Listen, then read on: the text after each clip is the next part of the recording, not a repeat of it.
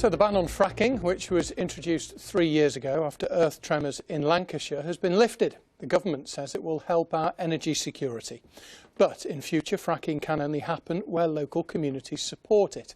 It means that there could be fresh applications for fracking in Lancashire, in Cheshire and in Greater Manchester. And in a moment, we'll hear from one local MP. But first, here's our environment correspondent, Judy Hobson.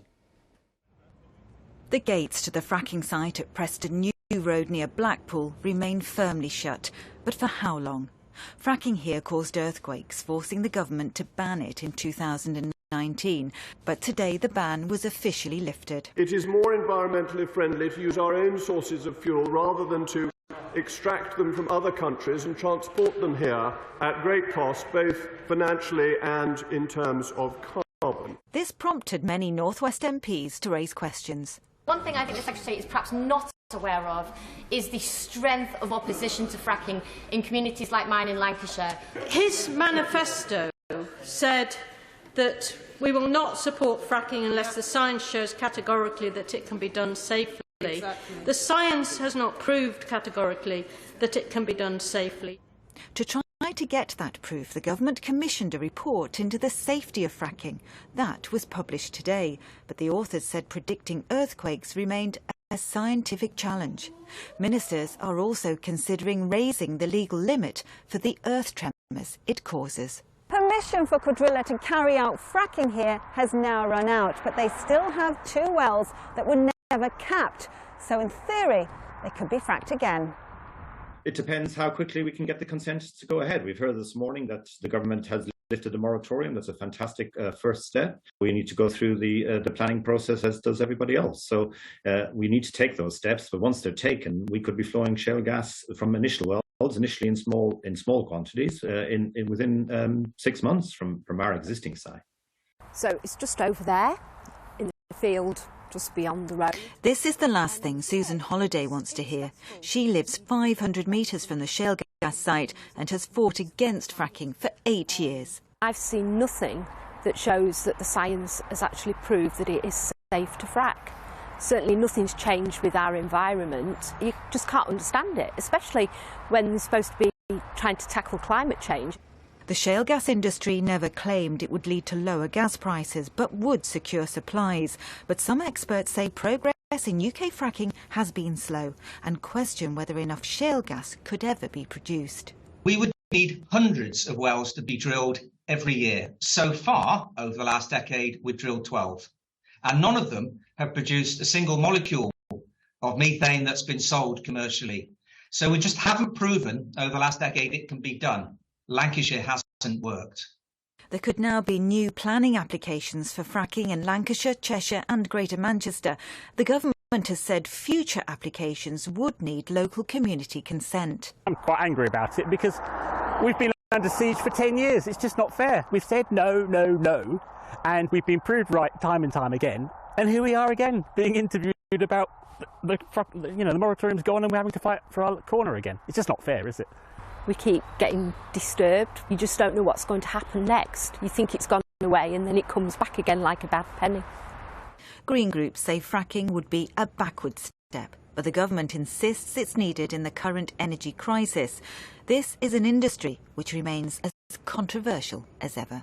Judy Hobson, BBC North West Tonight, Preston New Road. It was a controversy which was fuelled further when the Business Secretary, Jacob Rees-Mogg, cited reports that some anti-fracking campaigners are funded by Russia's President Putin. Well, earlier I asked the Conservative MP for Fylde, Mark Menzies, who has Preston New Road in his constituency, if any of the opposition there is paid for by Russia.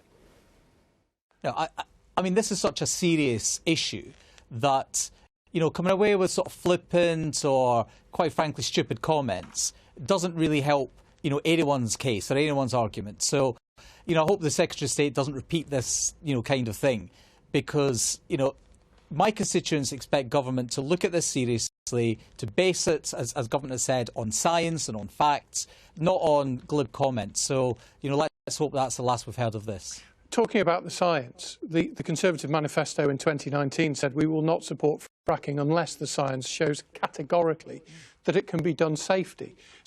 Well, the science hasn't changed, has it? No, absolutely right. Nor has the geology of my part of the world. And let's remember that in 2019, it wasn't the first, it was the second national moratorium, the first one being back in 2012. And that was a result of a 2.9 earthquake at Preston Road in my constituency.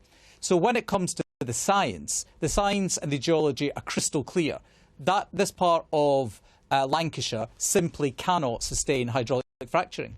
So you're on a collision course with the leaders of your party here? It's not about being on a collision course. It is about making sure that the Prime Minister, who at the Manchester leadership hustings was crystal clear.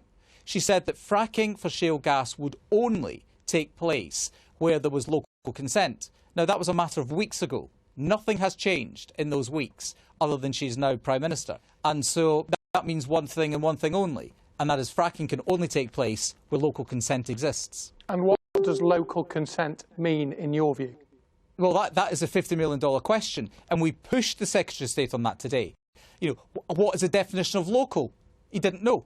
What is the definition of consent? They weren't clear. And so, as members of Parliament, we will keep on demanding, clarity from the government on this. We're not going away, and so government needs to get its house in order very quickly.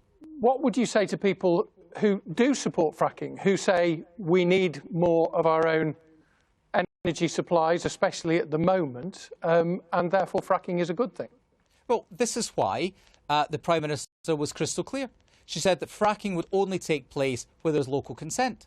So maybe I've got this completely wrong. Maybe that, when you go out and test it, you will find that there is a groundswell of support, for hydraulic fracturing. Maybe the community benefits that the Secretary of State alluded to today, that once they're in place, people will say, actually, when all's considered, we do want it. But that is something that has to be tested, not assumed, and certainly not ignored. And, the Secretary of State, he has shale gas in his own constituency. So he is in a tremendous position down in North East Somerset, where he could quite simply fast-track all the applications, test it in his own community, so let him lead by example. So now's the time. You're calling on him to do that now? Well, put his money where his mouth is. If he's so confident that there is going to be such local support and it's of such minimum impact, and your own constituency has it, why not? Mark Menzies, thanks for your time. Thank you.